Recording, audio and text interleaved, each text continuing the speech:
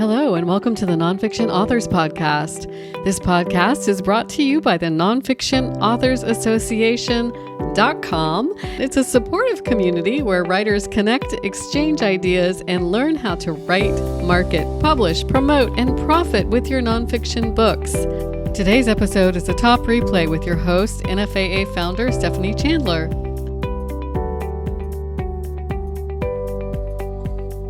Hey everyone, welcome to our interview series for the Nonfiction Authors Association. Today we're talking with Steve Friedman about book marketing for introverts. Hello, I'm an introvert, believe it or not. I'm your host, Stephanie Chandler. Always appreciate you spending your time with us. If you're new to us, our members receive our popular author advisor email sent every Friday.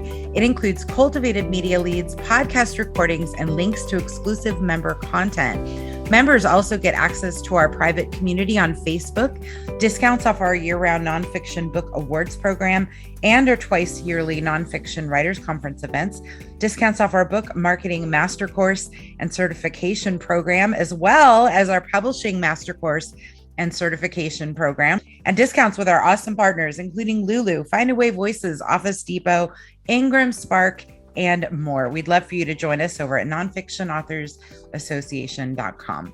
And now I'm thrilled to introduce our guest, a community member with the Nonfiction Authors Association. Steve Friedman is an ambitious introvert championing the journey for introverts to become their best selves. He wasn't always that way, but years of struggle, introspect, and practice has enabled him to triumph. He embraces his passion to guide others to learn about introversion and accelerate their own journey to reach their own dreams. After publishing his award-winning memoir, In Search of Courage, in 2020, Steve is excited to share The Corporate Introvert, How to Lead and Thrive with Confidence, will be released on October 6th. He engages with introverts through his books, website, blogs, quizzes, and other resources, as well as community engagement as a speaker and mentor. Hey, Steve, thanks for joining me today. Oh, it's my pleasure. Thanks, Stephanie. This is it's an honor to spend some time with you, especially on the day when my second book launches, and especially with the NFAA, because as you said, it's a community for me, and it's kind of my writing home. So I'm looking forward to our chat today. You've just been a standout community member. I know you listen to our podcast, you participate in the group. So it's really fun to watch how your own author career has evolved with time and how much different your launch is going to be. So we'll talk about some of those tactics in a minute, but I wanted to go through some of the practices that you're using. So you've identified some common introvert strengths.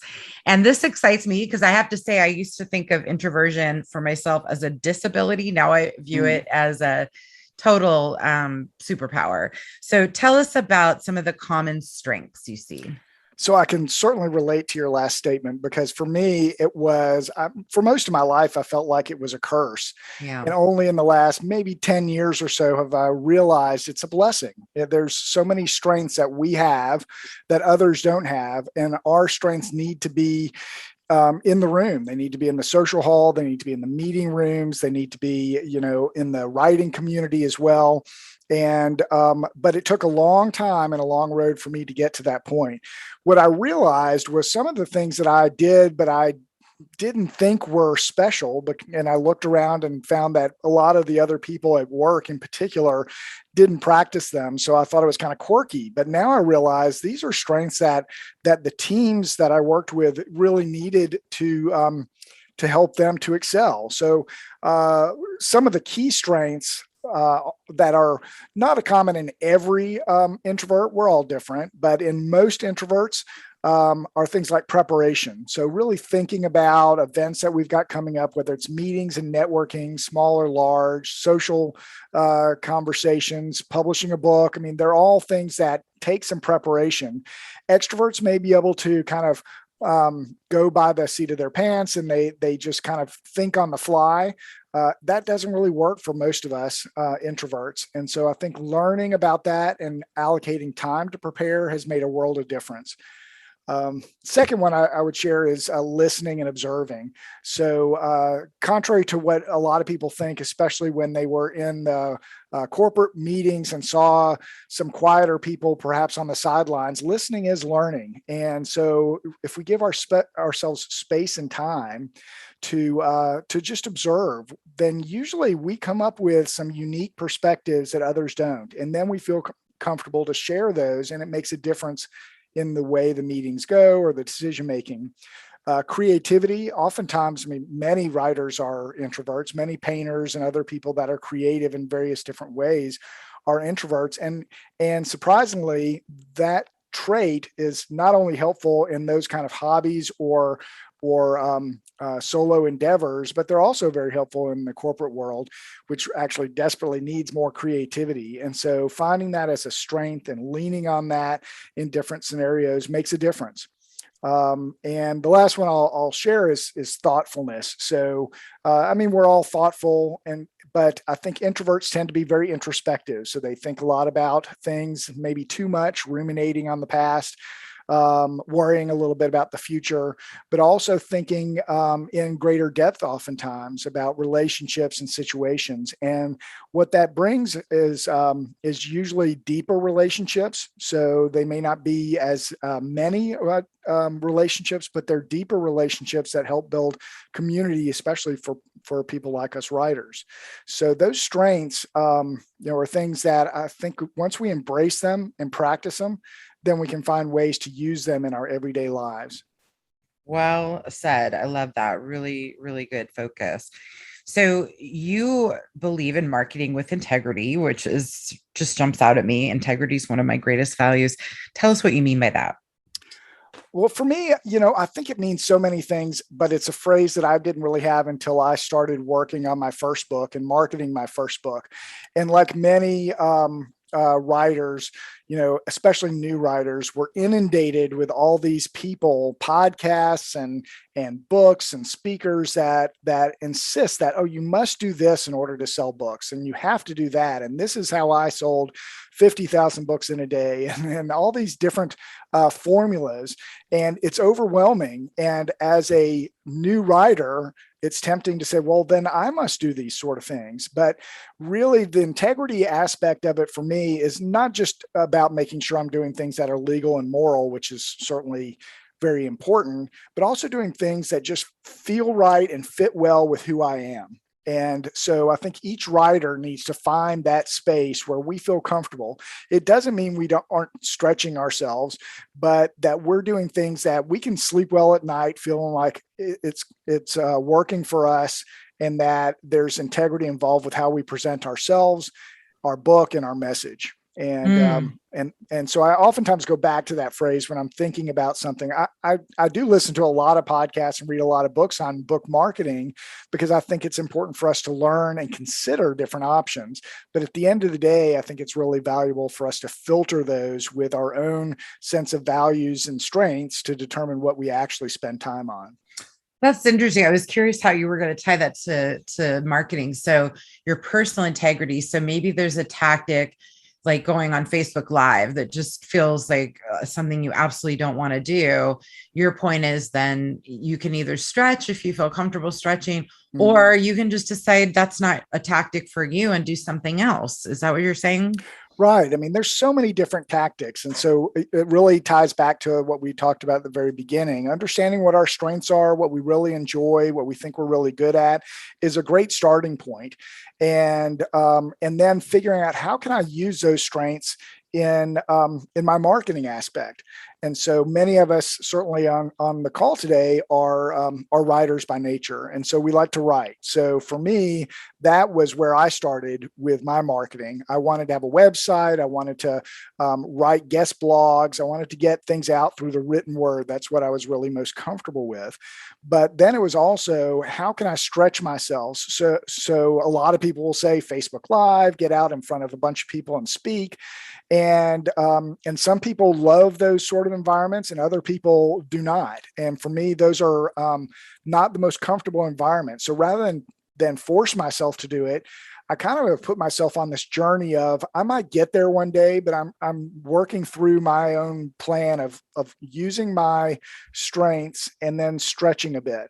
So a lot of people will talk about, we have our comfort zone, and I'm going to leap outside of my comfort zone and do this. And I personally have found when I leap out of that comfort zone, it's very scary. And it oftentimes doesn't work really well. If I stretch my comfort zone, so I'm using my strengths in different ways, then I feel like I can do it. I'm more confident in it. I ring up a lot more successes, which builds further confidence. And as I stretch, then I feel more comfortable too. I'm going to stretch a little bit more. And, podcasts in today's discussion is a perfect example. A year and a half ago, I'd never done a podcast, never really envisioned I would do podcasts. However, this year I'm doing a couple of dozen podcasts but it all started with that first one and just trying to stretch myself a little bit and build on that.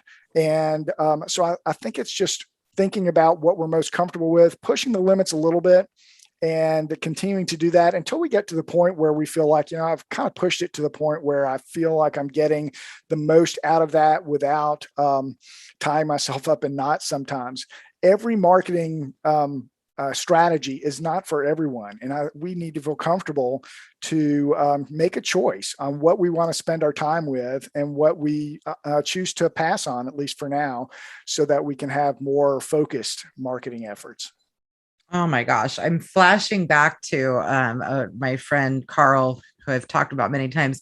We're in a mastermind group together. And one day I get a package in the mail from Carl and I open it and it's a webcam. And this was like 5 years ago. And I'm like, why is he sending me a webcam? And then I open the note and it says, if I'm going to do it, you are too. Get over yourself. And I was like, okay, he's right. And I was really resistant to dealing with video online.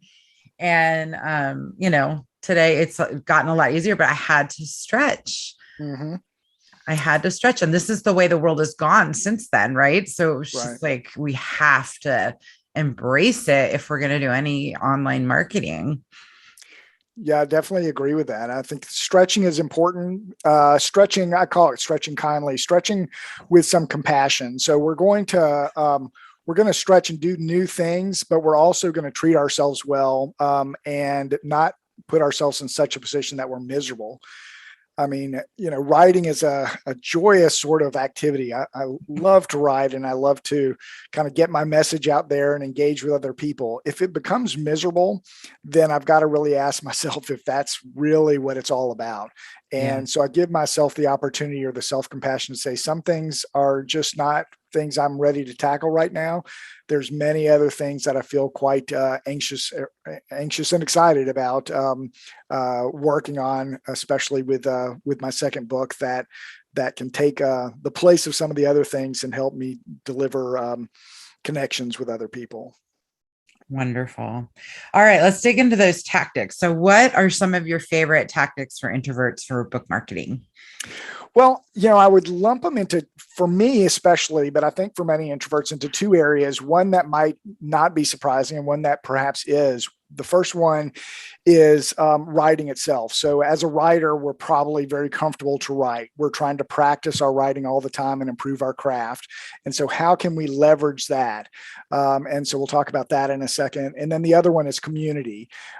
So first on the writing, I mentioned it a little bit earlier, and I think you've mentioned it many times. Most people do. Websites are really critical for writers. And I felt like it was a great opportunity for me to dabble in my very light technical skills, but to develop a brand and to develop a forum where I could write and practice my writing. And so I blog every week on my website. I think it's a great way to reach out to other people and share the message. I also think it's a great way to practice. So there's oftentimes that I'll do social media or I'll do blogging on topics that may eventually find their way into the book, but I get to practice some approaches, get a little bit of feedback from the social media world on certain topics, which helps me to refine what eventually might find its way into a book. So writing blogs is a great way to do that. Guest blogging, it's really just a minor extension of that, but trying to reach out to other forums that have audiences that are similar to my target audience and offer to do a guest blog with them. And generally, most websites are looking for material and interesting material with different twists. And I think I bring that to the table. And so I've developed a lot of opportunities to share my message through guest blogging. Also, kind of in the area of the written word are things like endorsements and reviews, which many might feel uncomfortable to ask for, but it's really just writing a pitch. And it's an opportunity when we're writing to write the pitch, practice it, ask somebody else to read through it, and just make sure, again, that it's marketing with integrity, but it's an opportunity to connect with other people who really support your message. And so asking for endorsements and asking for reviews of the book by utilizing the subscribers we build through our website and other people that we meet through the community that we'll talk about are great ways to use and practice our writing skills.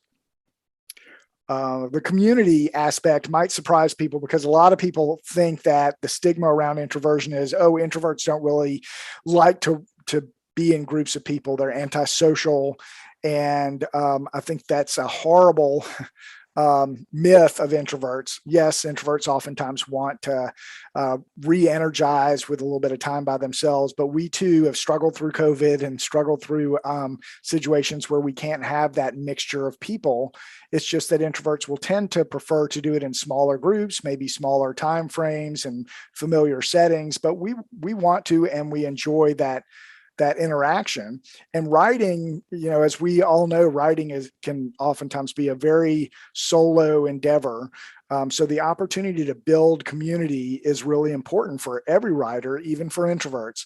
I mentioned at the beginning that NFAA is kind of my writing home, and it is my community. I lean on NFAA for ideas and input. I find my graphic designers and I find my coaches and the like through NFAA, and it's my community. I also have found podcasts, and I find endorsers and reviews oftentimes through that community.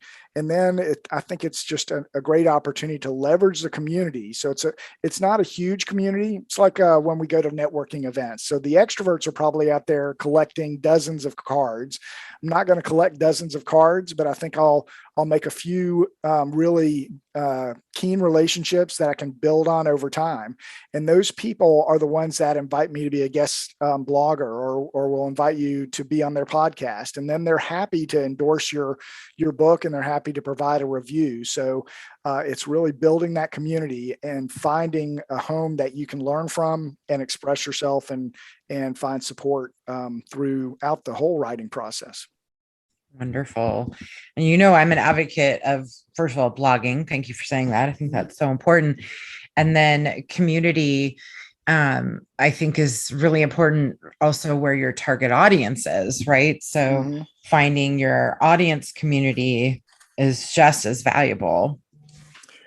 Yeah, I think that's true. And so it's reaching out and connecting with them. But probably the first step, even before we write the book, is to understand what is that community and where are they and what do they like to do. And so I think that's actually a pretty enlightening exercise that everybody, including introverts, can oftentimes excel in, is just having a little bit of time and thinking about who is that writer. And somewhere along the line, somebody said, envision that writer, think of who, or that target audience, and think about who that reader is. And you might even have a name of somebody or a picture that you can put up next to your desk. And so throughout the writing and marketing process, to think about that reader and try and make sure I'm connecting with them both through the book and through the conversations afterwards. Excellent advice, Steve. So this is your second book, and we were chatting a bit before we got online about how your marketing approach is so different from your first book. Tell us about that. What's changed in how you're launching this book? Geez, I think, some things have stayed the same, but so much has changed. My first book was a memoir, which I find it was a very introspective part of my journey, which I personally needed to go on. And I felt like there was an opportunity to share that story with other introverts who have struggled through, family or work life, So that was an important book for me. But I was new at writing. And probably when I first thought about writing, I never really thought about publishing and certainly not about marketing. And if I had, I might not have ever written the book. And so when it came time to market, first I was swayed by a lot of these other people online that we talked about earlier. It took me a while to find my grounding of what did I really feel comfortable with. By that time, I kind of missed the boat on podcasts and for my first book, and didn't really kind of work myself up to a level of comfort to do podcasts, which I think is a great way to kind of meet our target readers where they are. And so that I've been doing a lot more of in my second book.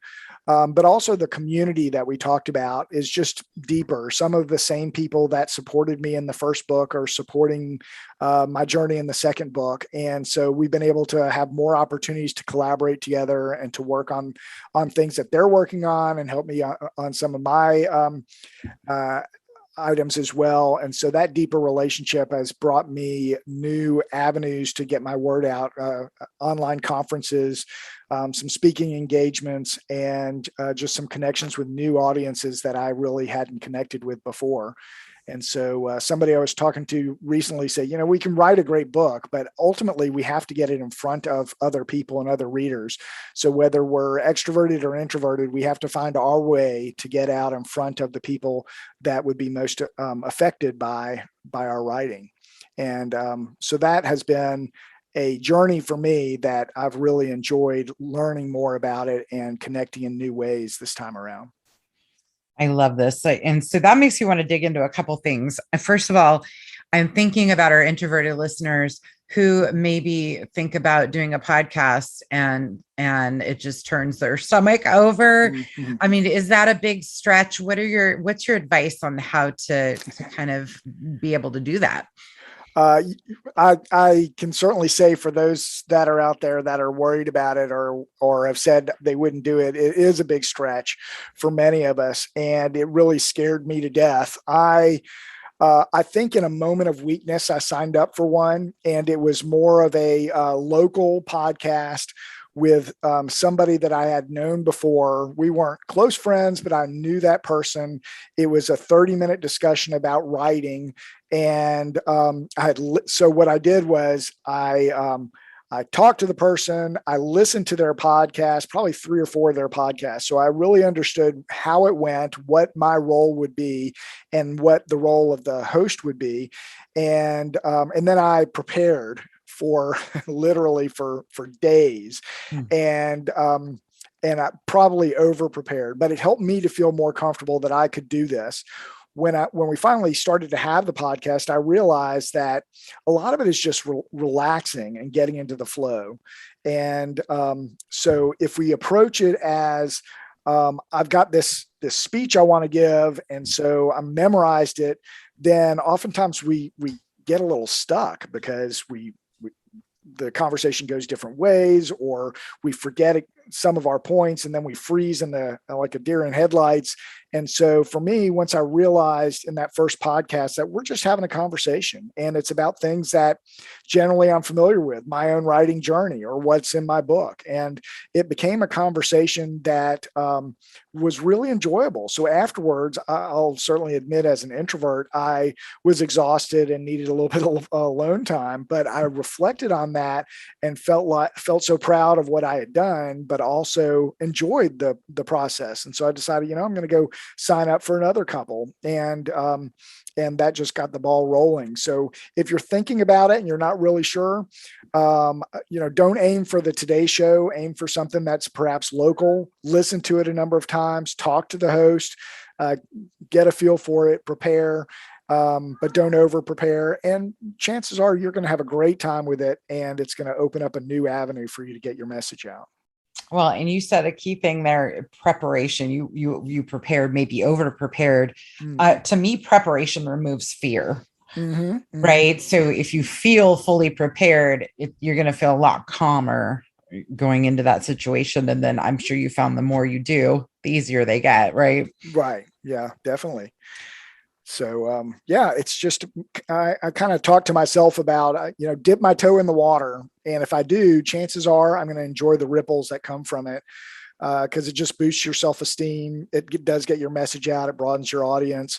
But you don't get there if you don't try. And so it's finding those kind of safe ones to start with, and then you can stretch out and find bigger podcasts or other forums that you can talk about your book with others. What about writers who maybe struggle with, but there's other experts in my field, and who am I to be claiming expertise in my topic? What would you say to them? That's probably the one thing, honestly, that held me back in my first book. I was writing a memoir and I thought, I really want to write it. I'm not sure that I will sell any or want to market it, but I really want to write it for me.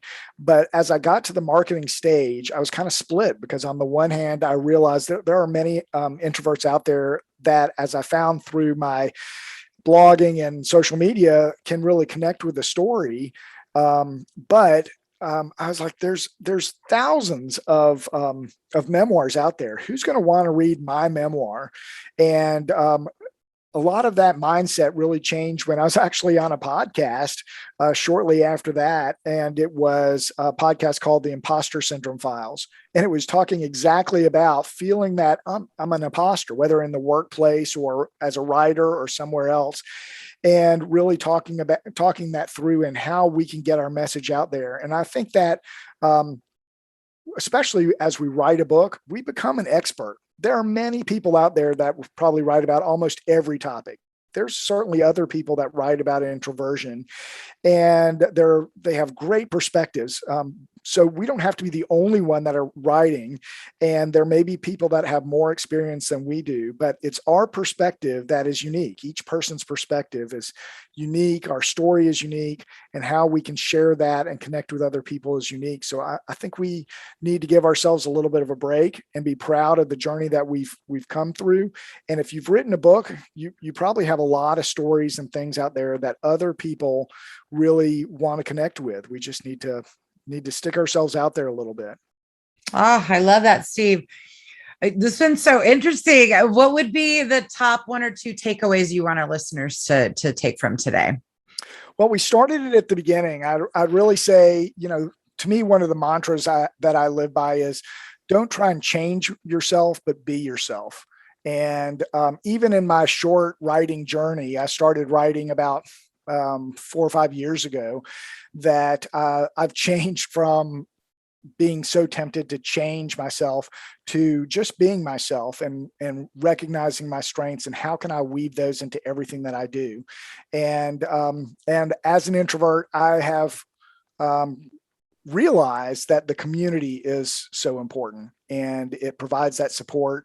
It provides different perspectives, and it helps us on our marketing journey as well. But so I think those two things have made a world of difference for me, and hopefully other introverts will recognize that in themselves. Fabulous. So Steve Friedman, your book is The Corporate Introvert: How to Lead and Thrive with Confidence. It launches the day this interview airs. Where can our listeners learn more about you and your book? The best place is on my website, beyondintroversion.com. So you'll find my weekly blogs, links to learn more or order my books. And also I have a couple of quizzes on there, which we didn't really talk about, but what a great way for anybody, including certainly introverts, to grow their subscribers, is to put out a quiz that really intrigues the reader and gives them some insightful information about, in this case, introversion. So we've had a lot of people that have taken the quiz, and it's been a great way to learn more about the topic itself and to connect with other people. So please, if you're interested, take a look at my website, beyondintroversion.com, and look forward to seeing people there. Very good. All right, Steve, thank you so much for your time today. We really appreciate you. My pleasure, Stephanie. Thanks a lot. And thank you to our listeners for joining us today. This podcast live streams weekly with monthly top replays from our archive of over 400 interviews.